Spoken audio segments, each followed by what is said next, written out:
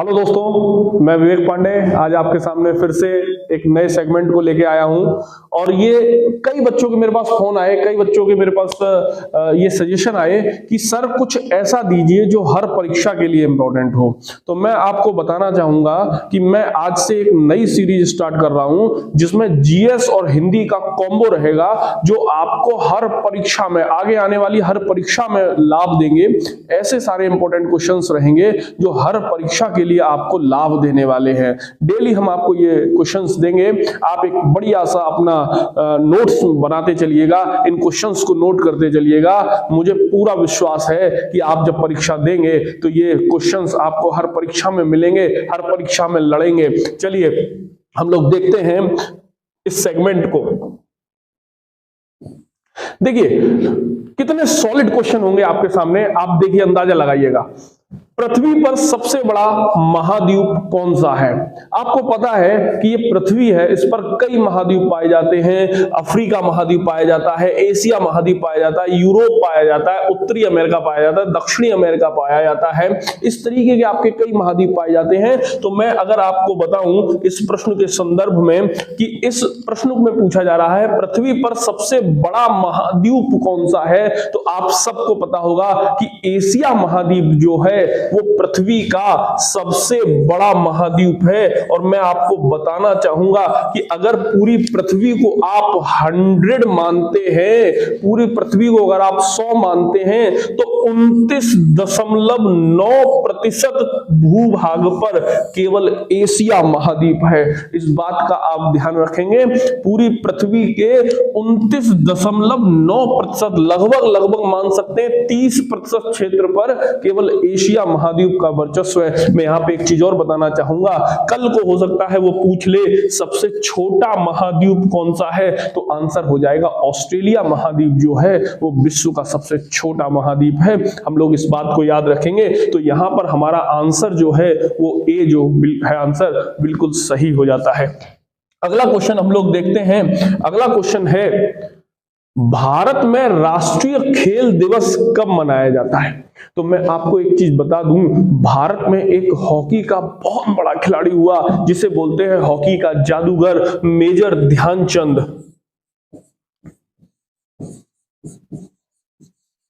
Major Dhyanchand के जन्मदिन के उपलक्ष्य में, चूंकि इन्होंने ओलंपिक में गोल्ड दिलाया था हॉकी में भारत को, इनके जन्मदिन के उपलक्ष्य में 29 अगस्त को भारत में क्या मनाया जाता है? राष्ट्रीय खेल दिवस मनाया जाता है। तो बच्चों इस बात को जरूर याद रखिए, मेजर ध्यानचंद के जन्मदिन के उपलक्ष्य में भारत में 29 अगस्त को खेल दिवस मनाया जाता है। हमारा आंसर क्या सही हुआ? हमारा आंसर बी सही हुआ। अगला हम लोग देखते हैं क्वेश्चन, भारत के राष्ट्रीय ध्वज की लंबाई और चौड़ाई का अनुपात कितना निर्धारित है? देखिए बच्चों, आप इस बात को याद रखिए, भारत का जो राष्ट्रीय ध्वज होता है वो आपने देखा होगा इस तरीके का होता है, इस शेप में होता है। यहां आपका चक्र होता है। तो इसका जो आकार होता है, 2 इधर रहता है और 3 ये रहता है। तो ये 3:2 का अनुपात रहता है। आप इस बात को याद रखेंगे, भारत का जो राष्ट्रीय ध्वज होता है वो 2:3 के अनुपात में रहता है। क्योंकि इसने पूछा है लंबाई चौड़ाई का अनुपात, तो लंबाई 3 है, चौड़ाई 2 है, इसलिए इसका आंसर सही होगा 3:2। तो देखिए इसमें ऑप्शन कौन सा है? ऑप्शन सी सही है, 3:2। मैं यहां पे एक चीज आपको बताना चाहूंगा कि भारतीय संविधान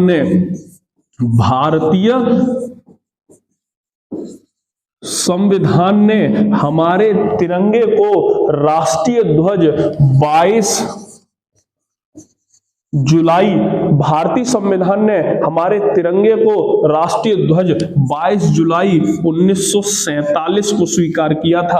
आपसे यह क्वेश्चन भी पूछा जा सकता है कि भारतीय संविधान ने हमारे राष्ट्रीय ध्वज को कब मान्यता दी, तो हमारा आंसर है 22 जुलाई 1947। इसे याद रखेंगे, यानी कि क्वेश्चन 1 और उससे आपको क्वेश्चन मिले 2, इसे याद रखेंगे। अगला प्रश्न हम लोग देखते हैं।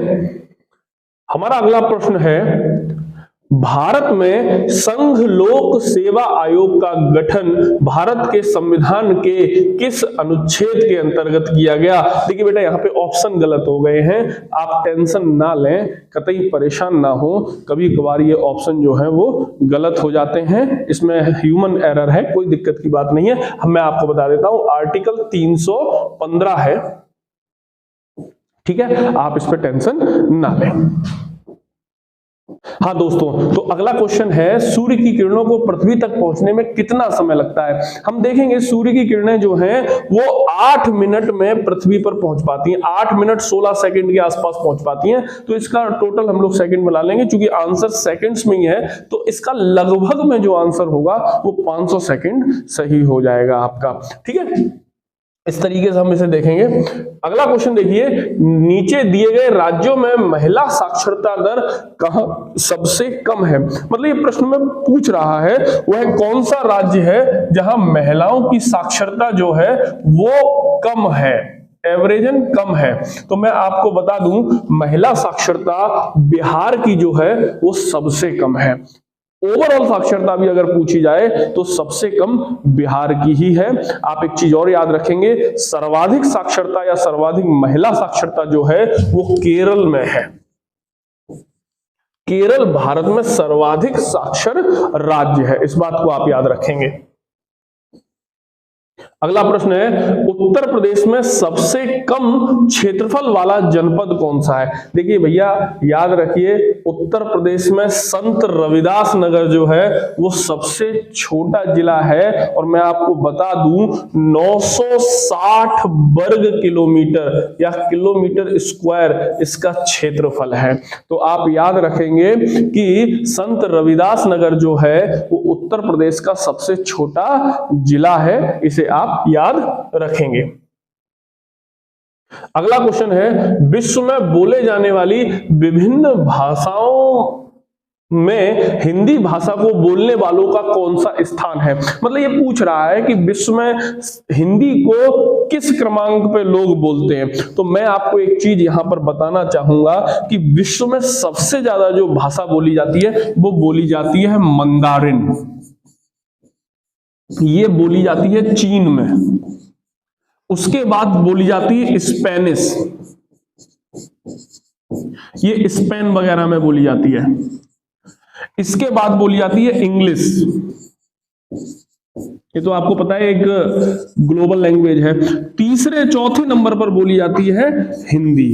तो आप याद रखेंगे कि हिंदी बोले जाने का क्रम चौथा है, यानी कि इसका आंसर जो है वो बी सही है। हिंदी को विश्व में बोले जाने वालों का क्रमांक चौथा है, मतलब हिंदी चौथे नंबर पर सर्वाधिक बोले जाने वाली भाषा है, याद रखिएगा, ठीक है। अगला देखें, प्लासी का युद्ध कब लड़ा गया? देखिए बेटा, प्लासी का युद्ध जो है वो 1757 में लड़ा गया। 23 जून 1757 में प्लासी का युद्ध हुआ। एक तरफ था सिराजुद्दौला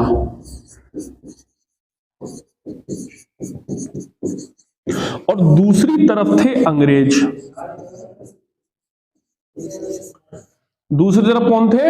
अंग्रेज थे। आप याद रखिएगा, सिराजुद्दौला का जो सेनापति था उसने सिराजुद्दौला को धोखा दिया, जिसके कारण क्या हुआ, सिराजुद्दौला इस युद्ध में हार गया और अंग्रेजों की जीत हो गई। इसे प्लासी का युद्ध कहते हैं। प्रश्न है हमारा, प्लासी का युद्ध कब लड़ा गया? आंसर है 1757 में लड़ा गया, ठीक है। अगला प्रश्न है, नीचे दिए गए वाक्य के एक खंड में त्रुटि है, उसे छांटिए। अब ये हिंदी के प्रश्न आ गए, हमें देखना है इनमें से किस वाक्य में त्रुटि है। तो हम देखते हैं, राम ने अपनी गलती के लिए क्षमा की भीख मांगी। देखो बेटा, एक चीज समझो, कोई भी अपनी गलती के लिए क्षमा मांगता है, भीख नहीं मांगता है। तो यहाँ पे ये तो सही है, राम ने अपनी, ठीक है ना, गलती के लिए, ये भी सही है, क्षमा ये भी सही है, मांगी होना चाहिए, भीख नहीं होना चाहिए। यानी कि यही स्टेटमेंट स्टेटमेंट गलत है और प्रश्न गलत वाला ही हमसे पूछ रहा है, यानी हमारा उत्तर जो होगा वो डी सही हो जाएगा। ठीक है, क्योंकि वो सही नहीं पूछ रहा, हमसे पूछ रहा कौन सा वाक्य खंड जो है वो त्रुटिपूर्ण है, गलत है। तो हमारा कौन सा सही हो जाएगा? डी आंसर जो होगा वो सही हो जाएगा। अगला देखते हैं, नीचे दिए गए वाक्य के लिए एक खंड में त्रुटि है। सेम क्वेश्चन है, क्या है? कल 27 अगस्त को कौन तारीख होगी? अब देखिए ये क्या पूछ रहा है, कल 27 अगस्त को कौन तारीख होगी। बेटा खुद 27 अगस्त जब बोल रहा है तो तारीख होगी ये तो बोलना गलत है। यहाँ पे ये हो सकता था कल 27 अगस्त को कौन सा दिन होगा, ये सही हो जाता। यहाँ पे तारीख होगी, तारीख तो ऊपर ही बता रहा 27 अगस्त को, तो 27 अगस्त ही होगा, तो इसलिए इसका उत्तर सी हो जाएगा, क्योंकि सी जो है वो गलत है।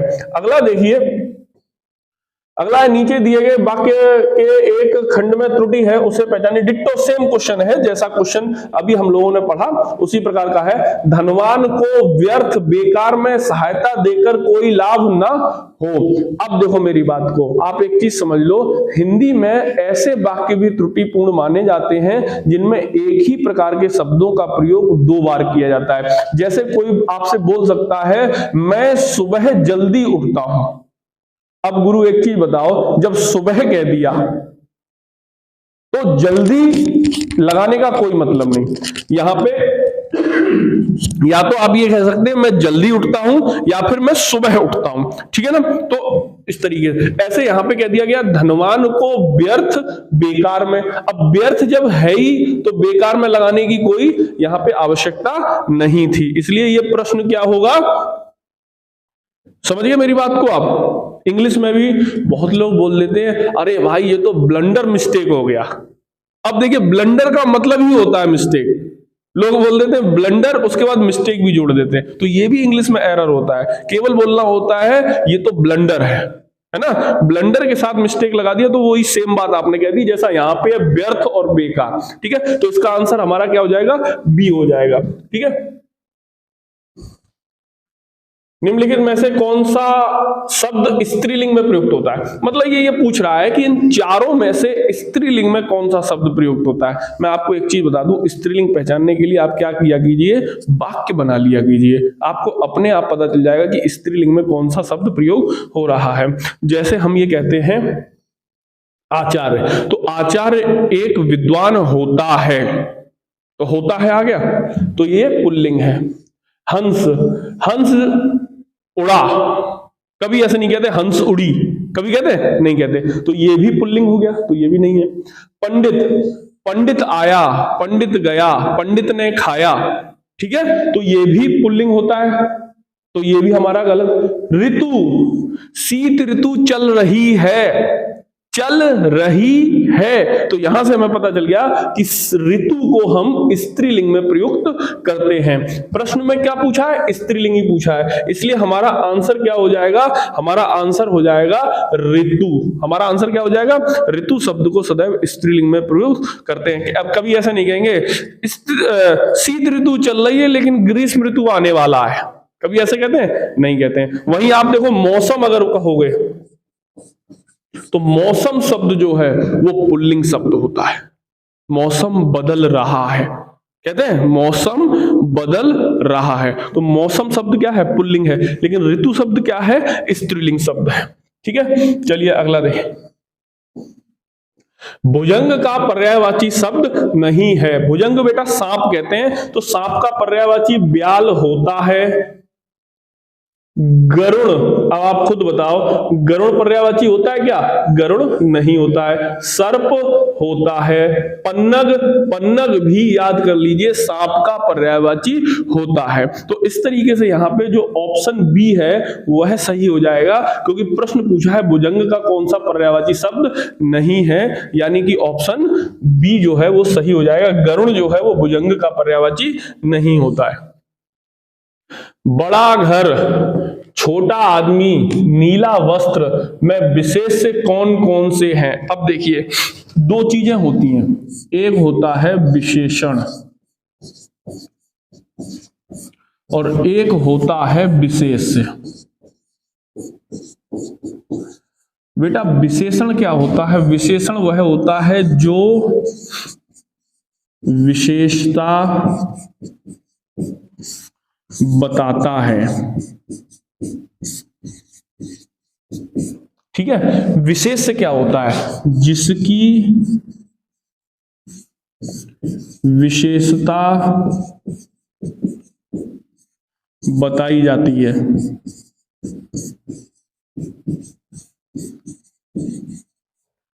मतलब विशेषण विशेषता बताने वाला, विशेष से जिसकी विशेषता बताई है। अब जैसे मैंने कहा काली बिल्ली को देखो, काली बिल्ली को देखो। अब देखो गुरु, यहां पे विशेषता क्या है बिल्ली की? कि काली है, और काली किसकी विशेषता है? बिल्ली की। तो विशेषता क्या है? काली, यानी काली हो गया विशेषण, और विशेष से क्या हो गया? बिल्ली। यानी कि जिसकी विशेषता बताई जाती है वह विशेष से होता है, और जो विशेषता बताई जाती है वो विशेषण होता है। जैसे कहा गया कि लंबा लड़का आया, तो विशेषता क्या है? लंबा, और विशेष से क्या है? लड़का। समझ गया आप मेरी बात को? इस बात को आप ध्यान। गोरी लड़की, ठीक है ना, तो यहां पे गोरा विशेषण और लड़की विशेष्य। अब देखिए गुरु, बड़ा घर, तो बड़ा हो गया विशेषण किसका? घर का, घर हो गया विशेष्य। छोटा आदमी, छोटा विशेषण, आदमी विशेष से। नीला वस्त्र, नीला विशेषण, विशेष से वस्त्र। मैं विशेष से कौन कौन है? तो यहां पर बता रहा है विशेष से कौन कौन है। हमने कौन कौन छाटे विशेष से? एक तो घर विशेष से छाटा, एक आदमी छाटा, एक वस्त्र छाटा। तो देखते हैं घर, आदमी, वस्त्र। ऑप्शन हमारा कौन सा सही हो गया? ऑप्शन हमारा सी सही हो गया। बच्चों बजाओ ताली, इसी बात पे ताली बजाइए। ऑप्शन कौन सा सही हो गया? सी सही हो गया। ठीक है, हाँ चलिए अगला प्रश्न हम लोग करते हैं। वाच्य कितने प्रकार के होते हैं, या वाच्य कितने होते हैं? देखो बेटा मैं आपको बता दूं, हिंदी में 3 वाच्य माने जाते हैं। पहला जो वाच्य माना जाता है हिंदी में वो माना जाता है कर्तवाच्य। दूसरा माना जाता है कर्मवाच्य, और तीसरा माना जाता है भाववाच्य। ये सब मैं क्लास में पढ़ा चुका हूं, हमारे जो बच्चे पढ़े हैं सब जानते हैं, एक एक चीज उन्हें आ रही होगी। तो वाच्य कितने होते हैं? 3 वाच्य होते हैं, कर्तवाच्य, कर्मवाच्य, भाववाच्य। मैं आपको एक चीज और बता दूं, टेट सुपर टेट में सबसे ज्यादा क्वेश्चन भाववाच्य का पूछा जाता है। ऐसे करके प्रश्न आता है, मुझसे चला नहीं जाता, मैं कौन सा वाच्य है? तो याद रखिए जब भी ऐसा कोई वाक्य आता है तो उसमें भाव वाच्य होता है। मुझसे चला नहीं जाता, मुझसे उठा नहीं जाता, मुझसे नाचा नहीं जाता, मुझसे गाया नहीं जाता, ये सब क्या होते हैं? भाव वाच्य होते हैं। डिटेल के लिए आप मेरी क्लास देख लीजिएगा, ठीक है, आपको सारी चीजें मिल जाएंगी। तो यहाँ पे वाच्य होते हैं कितने प्रकार के? 3 प्रकार के। आंसर क्या हो गया? 3 प्रकार के। अगला देखिए, हिंदी में वचन कितने होते हैं? देखो गुरु हिंदी की बात चल रही है, हिंदी में वचन 2 होते हैं, एक वचन और बहुवचन। संस्कृत में वचन 3 होते हैं, एक वचन, द्विवचन और बहुवचन। तो यहां पे सीधा सीधा पूछ रहा है कि हिंदी में वचन कितने होते हैं? आंसर होगा 2। पहला एक वचन और दूसरा बहुवचन। समझ रहे हैं मेरी बात को कि नहीं समझ रहे हैं? एक वचन और बहुवचन। एक बार मैंने क्लास में एक लड़के से पूछ लिया, बेटा बहुवचन किसे कहते हैं? तो बोला साहब मेरी बहू जो वचन दे दे वही बहुवचन है। ऐसा नहीं है, जहां एक होता है वह एक वचन, जहां एक से ज्यादा होता है वहां बहुवचन। जैसे पुस्तक एक है तो एक वचन, और पुस्तकें एक से ज्यादा है तो बहुवचन। हिंदी में वचन कितने? 2। संस्कृत में वचन कितने? 3। देखिए कितना बढ़िया प्रश्न आया। सरस्वती का पर्यायवाची नहीं है, नहीं है पूछ रहा है। तो देखो भैया, वाणी तो सरस्वती का पर्यायवाची होता है, वीणा पाणी भी होता है, कमला नहीं होता है, शारदा भी होता है। कमला किसका पर्यायवाची होता है? याद रखिए, कमला लक्ष्मी जी का पर्यायवाची होता है। लक्ष्मी का पर्यायवाची होता है कमला। इतनी बात आप समझ गए। कमला किसका पर्यायवाची है? लक्ष्मी जी का पर्यायवाची है, सरस्वती जी का पर्यायवाची नहीं है।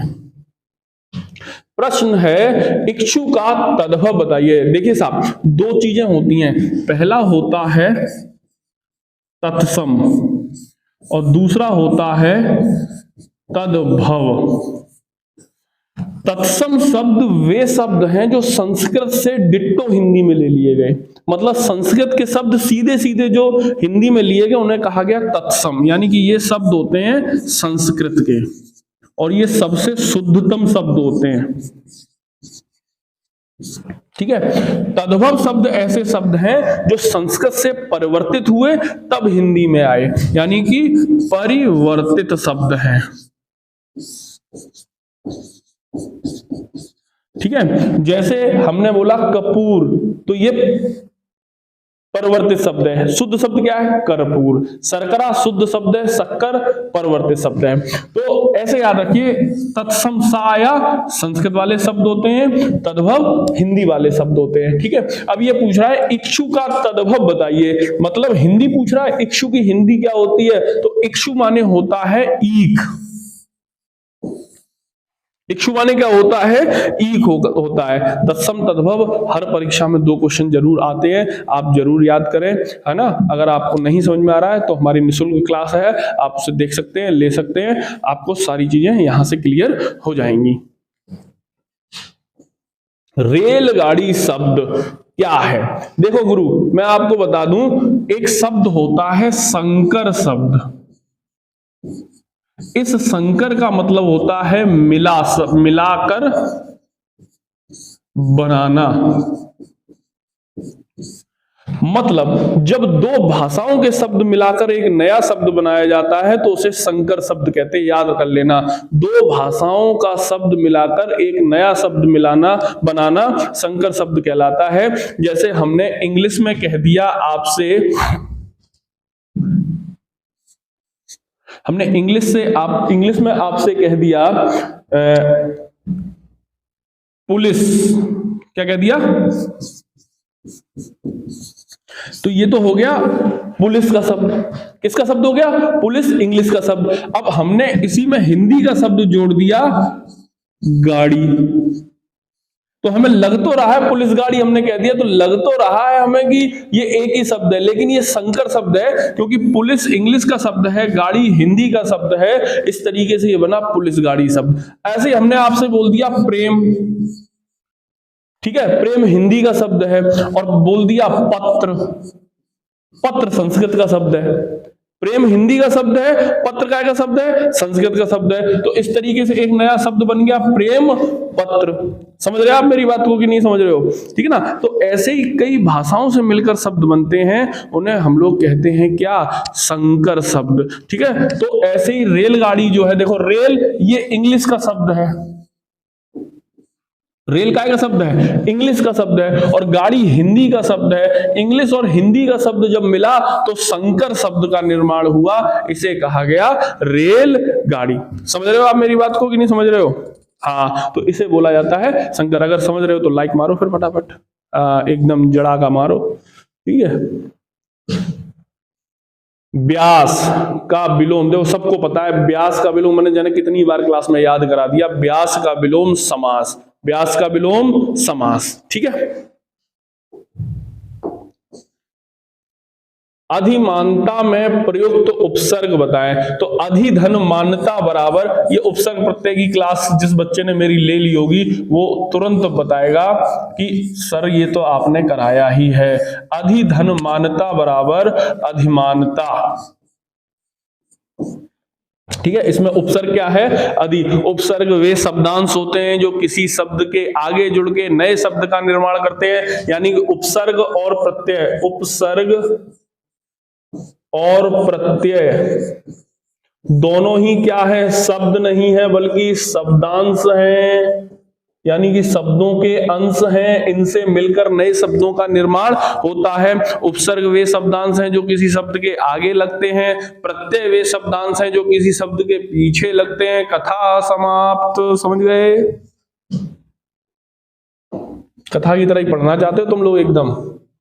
देखो भैया, प्रत्यय होता है। अब देखो, अभी जस्ट मैंने आपको बताया शब्दांश। देखो पहला ही ऑप्शन है शब्दांश। वाक्यांश न, पदांश न, पद्यांश न। आंसर क्या है? शब्दांश। प्रत्यय क्या है? शब्दांश। उपसर्ग क्या है? शब्दांश। प्रसाद की तरह लेते चले जाओ। प्रयोग के आधार पर शब्द के भेद। अच्छा आदमी हिल जाएगा एकदम। उनने कहा अरे यार जी क्या, प्रयोग के आधार पर शब्द के कितने भेद होते हैं? तो लाला याद रखना, हमेशा प्रयोग के आधार पर शब्द के दो भेद होते हैं। पहला होता है विकारी शब्द। क्या होता है? विकारी शब्द। और दूसरा होता है अविकारी शब्द। सर जी थोड़ा इनके बारे में भी बता देते तो कृपा हो जाती। विकारी शब्द ऐसे शब्द होते हैं जिनमें विकार उत्पन्न हो सकता है, यानी जिनमें परिवर्तन किया जा सकता है। अविकारी शब्द वो होते हैं जिनमें परिवर्तन नहीं होता। समझ गए कि नहीं समझे? ठीक है। जैसे लड़का शब्द, समझना मेरी बात को। लड़का शब्द विकारी है या अविकारी? ये शब्द विकारी है। क्यों? मैं सेंटेंस बनाऊंगा, मीरा लड़की है। देखो विकार बदल गया, एकदम चेंज हो गया कि नहीं हो गया? अब मैं यहां पे कह दूं मोहित, तो फिर बदल जाएगा, लड़का है। तो देखो इसमें लिंग के अनुसार बदलाव हो रहा है कि नहीं हो रहा है? कभी लड़की हो जा रहा है, कभी लड़का हो जा रहा है। ठीक है ना? तो ये क्या है? विकारी शब्द है। लेकिन मैं कहूं उन्होंने, ठीक है, तो ये शब्द क्या है? ये अविकारी शब्द है, क्योंकि ये बदलेगा नहीं। देखना, मीरा अपने घर जा रही थी, तब उन्होंने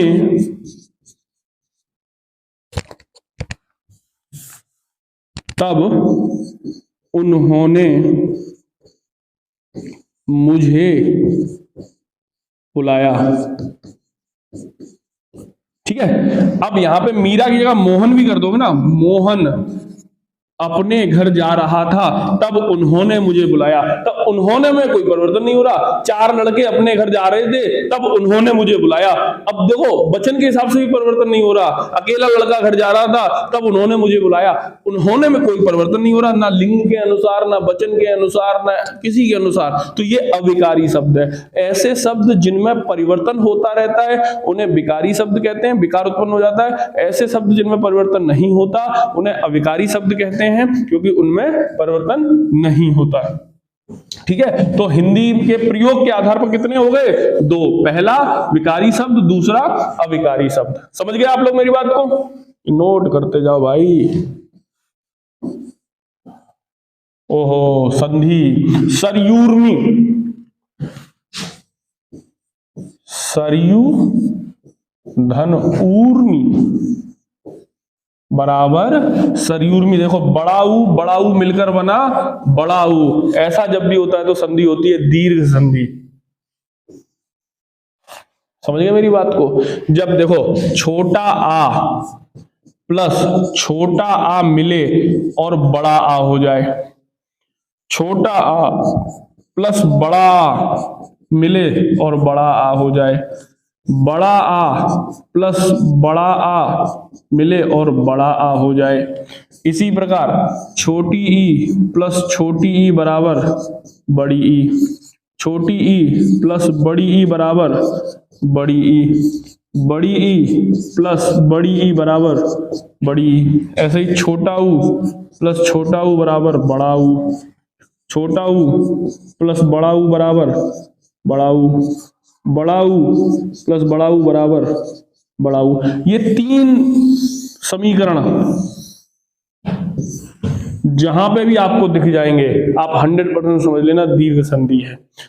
किसी भी प्रकार का आ किसी भी प्रकार के आ से मिलकर बड़ा आ बनाता है, किसी भी प्रकार की ई किसी भी प्रकार की ई से मिलकर बड़ी ई बनाती है, किसी भी प्रकार का ऊ किसी भी प्रकार के ऊ से मिलकर बड़ा ऊ बनाता है, इसे कहते हैं हम लोग दीर्घ संधि। तो यहां पे देखो ऊ और ऊ मिलकर बड़ा ऊ बना रहा है, इसलिए ये कौन सी संधि का एग्जाम्पल हो गया? दीर्घ संधि का एग्जाम्पल हो गया। निम्न में से किस धातु से भाषा बनी है? तो आप सबको पता है भाषा का निर्माण भास धातु से हुआ है। ये रट लो अगर नहीं समझ में आ रहा तो।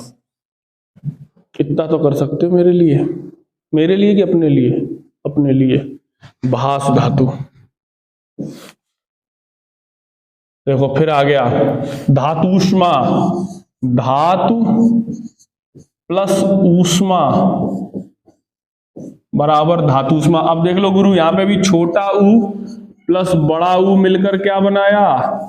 बड़ा ऊ बनाया। देखो बड़ा ऊ हुआ कि नहीं हुआ? तो जब भी ऐसा होता है तो कौन सी संधि होती है? अभी बताई थी थोड़ी देर पहले, दीर्घ संधि होती है। कौन सी संधि होती है? दीर्घ संधि। संधि एक बार मुझसे पढ़ लोगे ना तो मजा ही आ जाएगा, टेंशन नहीं, सब कलेश जिंदगी की खत्म केवल संधि से ही। ठीक है। विशेषण और विशेष्य के योग से, देखिए ये समास मैंने अभी बताया आपको, विशेषण और विशेष्य के योग से मिलने वाले समास को कहते हैं कर्मधारय समास। यार ये मुझे कंप्यूटर लड़का को यह जानकार, ये देखो फिर गलत लिख दिया इसने, ऑप्शन ही नहीं लिखा। हमारा कंप्यूटर वाला अच्छा इतनी जल्दी में रहता है, मैं ऑप्शन दे देता हूं आपको, सही ऑप्शन बता देता हूं इसका। विशेषण और विशेष्य के योग से बने समास को कहते हैं कर्मधारय समास। मेरे पास भी यार इतना समय नहीं है कि एक एक वीडियो एक एक फाइल चेक करूं, मैं सीधा लगा के पढ़ाने आ जाता हूं और उसका फायदा उठाया जा रहा है यहाँ पे। कर्मधारय समास होता है, ठीक है, विशेषण विशेष्य का। जिस समास का कोई पद प्रधान नहीं होता उसे, देखो एक चीज याद रखना, मैं आपको बता दूं, तत्पुरुष समास प्रथम पद प्रधान, उत्तर पद प्रधान होता है। ठीक है। द्विगु समास, इसमें भी उत्तर पद प्रधान होता है। कर्मधारय, इसमें भी उत्तर पद प्रधान होता है। अव्ययी भाव, इसमें प्रथम पद प्रधान होता है। अगला आपका द्वंद्व समास, इसमें दोनों पद प्रधान होते हैं। अगला बचा बहुब्रीहि समास, कोई पद प्रधान नहीं होता।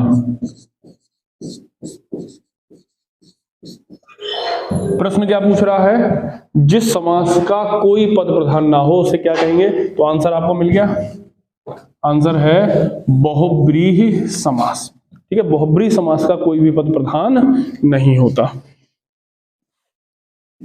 उपसर्ग को कहते हैं, देखिए अभी हमने बताया था, उपसर्ग हो चाहे प्रत्यय हो, इन्हें हम शब्दांश ही कहते हैं।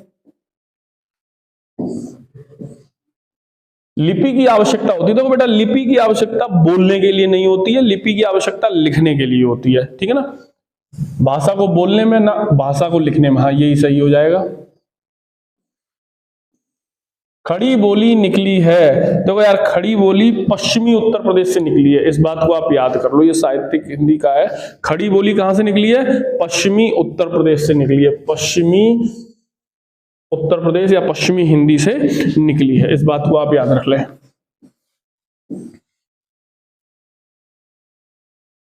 अब देखो प्रश्न पूछा जा रहा है कि प्रा में पूर्ण वर्ण है, प्रा में पूर्ण क्या है? तो प्रा मैं बता दूं कैसे बनता है, प प्लस रा से बनता है, यानी कि प्रा जब भी हम लिखते हैं तो रा पूरा होता है, पा आधा होता है, तो इसका आंसर है रा पूर्ण है। प्रा में रा जो है एक पूरे वर्ण के रूप में है, पूरा वर्ण है, जबकि पा जो है वो आधे के रूप में है। अकबर के दरबार में प्रसिद्ध कवि कौन थे? याद रखिए अकबर दरबार में रहीम खान यानी अब्दुल रहीम खाने खाना साहब थे, इस बात को आप याद रखेंगे। ठीक है ना, रहीमदास जी थे। और एक चीज मैं बता दूं, गोस्वामी तुलसीदास जी जिन्होंने रामचरितमानस लिखी, ये भी अकबर के ही समकालीन थे। किसके समकालीन थे? अकबर के ही समकालीन थे। मीराबाई ये भी अकबर के ही समकालीन थी। मतलब जिस समय अकबर का शासनकाल था उस समय ये लोग भी अपना काव्य पाठ कर रहे थे। सौर परिवार का सबसे बड़ा ग्रह, आप सबको पता है, सौर परिवार का सबसे बड़ा जो ग्रह होता है वो बृहस्पति होता है, जिसे इंग्लिश में जुपिटर भी बोलते हैं। तो बृहस्पति सौर परिवार का सबसे बड़ा ग्रह है। बेटा मैं आपको बता दूं, ये क्वेश्चन ऐसे क्वेश्चन हैं जो आपको किसी भी एग्जाम में सटाक से मिलेंगे और फटाक से आपको आंसर मारने होंगे। निम्न प्रदूषक एजेंटों में से कौन सा एजेंट ओजोन परत में छिद्र करने के लिए जिम्मेदार है? तो आपको पता है ओजोन परत में छिद्र हो रहा है, और ये परत इस छिद्र के लिए सबसे ज्यादा उत्तरदायी जो है वो क्लोरोफ्लोरोकार्बन है, CFC जिसे हम लोग बोलते हैं। तो इसका आंसर बी सही हो जाएगा। CFC जो है, क्लोरोफ्लोरोकार्बन जो है, वो ओजोन में छिद्र के लिए एक उत्तरदायी गैस है। भारतीय प्रायद्वीप की सबसे ऊंची चोटी, याद रखिए प्रायद्वीप का मतलब होता है भारत का ये वाला क्षेत्र, ये वाला क्षेत्र। तो इस क्षेत्र में भारत की जो सबसे ऊंची चोटी है वो अनाई मुदी है। कौन सी है? अनाई मुदी चोटी है जो सबसे ऊंची चोटी है, और इसकी जो ऊंचाई है, सबसे ऊंचा बिंदु है लगभग 2696 मीटर, ये ऊंचाई है इसकी। अनाई मुदी का जो सबसे ऊंचा बिंदु है उसकी जो सबसे टॉप हाइट है वो 2696 मीटर। लॉर्ड डलहौजी की विलय का प्रथम शिकार निम्न में से कौन हुआ? देखो लॉर्ड डलहौजी आया तो इसने एक नीति चलाई जिसे डॉक्ट्रिन ऑफ लैप्स पॉलिसी कहा गया। इसे हिंदी में बोलते हैं राज हड़प सिद्धांत। इसने क्या किया? इसने एक नियम चलाया कि कोई भी राजा जिसके उत्तराधिकारी नहीं है और उस राजा की मृत्यु हो गई है तो ऐसे राजा की जो प्रॉपर्टी होगी वो ब्रिटिश साम्राज्य में मिला ली जाएगी। इसके तहत इसने सतारा, जयपुर, उदयपुर, बोघाट, संभल, झांसी इत्यादि राज्यों का विलय किया। तो इसी विलय में आप देखिए क्या पूछ रहा है, सबसे पहले तो सतारा राज्य जो था वो सबसे पहले विलय किया गया। तो ये देखिए सतारा, जयपुर, उदयपुर, बोघाट, झांसी, इस क्रम में विलय किया गया। याद रखिए आगे चल के अवध का भी इन्होंने विलय किया, और अवध का विलय किया कुशासन के आधार पर। कुशासन के आधार पर किया। अवध का विलय जो किया वो कुशासन के आधार पर किया। वैदिक देवता इंद्र किसके देवता है? देखो एंशिएंट हिस्ट्री जो पढ़े होगे हमसे तो आपको पता होगा कि इंद्र को वर्षा का देवता माना जाता था और इंद्र को पुरंदर कहा जाता था। वैदिक काल में इंद्र जो था वो सबसे शक्तिशाली देवता होता था, क्योंकि सर्वाधिक बार इसी का वर्णन किया गया। इसे क्या कहा गया? पुरंदर कहा गया। पुरंदर का अर्थ होता है किलों को तोड़ने वाला, ठीक है ना। और इसे वर्षा और चक्रवात का देवता भी माना जाता था। तो याद कर लेंगे, इंद्र जो था वो वर्षा और चक्रवात का देवता था। विक्रम संवत, देखो बेटा विक्रम संवत चंद्रगुप्त विक्रमादित्य द्वारा प्रारंभ किया गया था 57 ईस्वी पूर्व में, 57 ईस्वी पूर्व में इसे प्रारंभ किया गया था। ये याद करने वाला है, आप इसे याद कर लेंगे, विक्रम संवत। कादंबरी के लेखक, देखिए कादंबरी के लेखक बाणभट्ट थे। कौन थे? बाणभट्ट, यानी कि आंसर आपका डी सही हो जाएगा। कादंबरी किसने लिखी? बाणभट्ट ने लिखी। हर्षचरित्र विष्णु शर्मा। दूध को दही के रूप में खट्टा करना इसका एक उदाहरण हो सकता है। देखो मैं आपको बताऊं, दूध में लैक्टिक अम्ल होता है जिसके कारण दूध कुछ समय के बाद खट्टा हो जाता है अगर उसका प्रिजर्वेशन ना किया जाए, संरक्षण उसका ना किया जाए। और ये जो प्रोसेस होती है इसे बोलते हैं किण्वन। क्या बोलते हैं? किण्वन, ठीक है ना। तो सावनीकरण, पूरण, किण्वन, ये फर्मेंटेशन बोलते हैं इंग्लिश में से, ठीक है ना। तो किण्वन, ये क्या प्रोसेस होती है? किण्वन। किस वर्ष बाबर ने सुल्तान इब्राहिम लोदी को पानीपत की लड़ाई में पराजित किया? तो देखो भैया, बाबर की और इब्राहिम लोदी की पानीपत की लड़ाई हुई 1526 ईस्वी में। इस लड़ाई में बाबर ने इब्राहिम लोदी को परास्त कर दिया और इब्राहिम लोदी जो था वो एकमात्र ऐसा मध्यकालीन भारत का शासक था जो युद्ध लड़ते लड़ते मारा गया युद्ध क्षेत्र में, ठीक है ना। तो इब्राहिम लोदी जो था वो इस तरीके से आप याद रखेंगे, और इसकी जो डेट है वो 1526 है। इस युद्ध को कहा गया पानीपत का प्रथम युद्ध।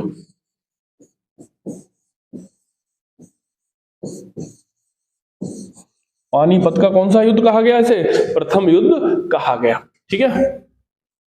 प्रारंभ में अकबर का संरक्षक बैरम खां था।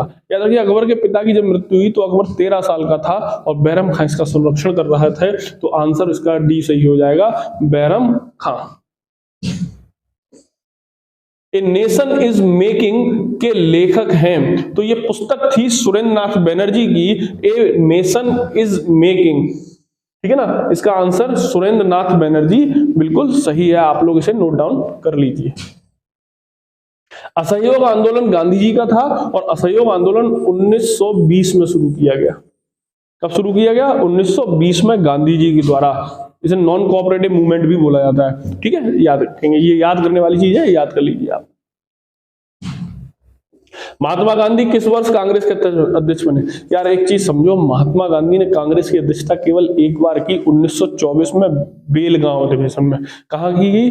बेलगांव अधिवेशन में। तो 1924 आंसर जो है वो सही है, बेलगांव। ये बेलगांव कहाँ है?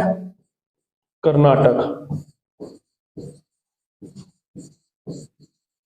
गांधी जी ने कितनी बार अध्यक्षता की? केवल एक बार। कितनी बार अध्यक्षता की? केवल एक बार। हुमायूं नामा, तो हुमायूं नामा के लेखक है कोई और पुरुष नहीं है बल्कि महिला है, गुलबदन बेगम। कौन? गुलबदन बेगम। भारत के मुख्य निर्वाचन आयुक्त की नियुक्ति कौन करता है? देखो भैया, भारत के प्रमुख जो नियुक्तियां होती हैं वो भारत के राष्ट्रपति के द्वारा की जाती हैं।